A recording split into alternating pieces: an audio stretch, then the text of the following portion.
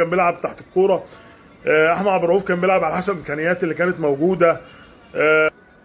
ناصر ماهر، من يومين كان يعني يعني نزل على الميديا كده صوره غريبه كده، بيقول تعالى لي وروح لي وهات لي ولكن احنا عارفين انه يعني ماتشات القمه ديت دايما اما بيكون فيها يعني تنبؤات من اللعيبه او يعني فرد صدر من اللعيبه ما قبل الماتشات، بتبقى دايما بتيجي على دماغ اللعيبه ديت. يعني زي ماتش ريال مدريد مثلا اللي فات، في اما كان برشلونه بيلعب ريال مدريد، يعني حصلت كان في بعض اللعيبه من برشلونه كانت بتتنبأ ليها تكسب ريال مدريد، وقالت كده قبل الماتش اللي هم هيبهدلوا ريال مدريد، ولكن ريال مدريد كسب في النهايه.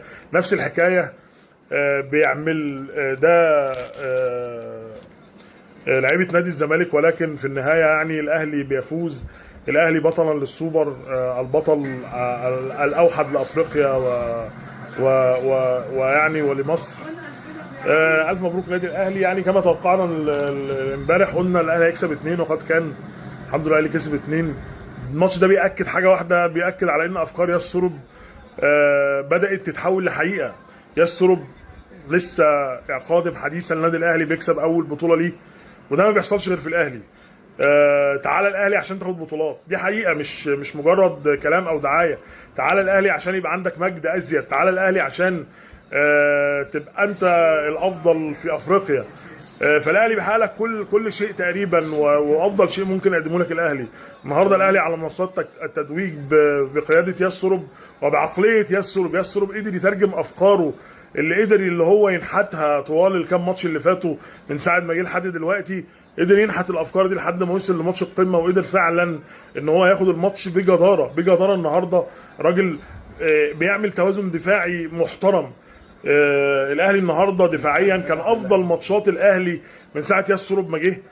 دفاعيا، هجوميا طبعا كان فاتح خطوطه كلها، بيلعب بيمين وشمال وبيخترق من العمق. هتبص هتلاقي ان الجونين اللي جون من العمق، بتاع الجون الاول بتاع بن شرقي، والجون الثاني بتاع مروان وكان جاي من على الطرف.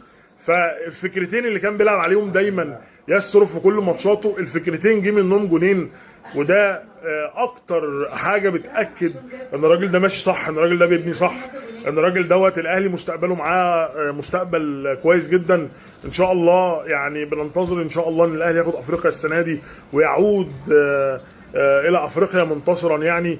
وكمان ان شاء الله الدوري، النهارده الاهلي بياخد 5 كاس سوبر ليه على التوالي. مش غريب على الاهلي ولا غريب على لعيبه الاهلي. اي نعم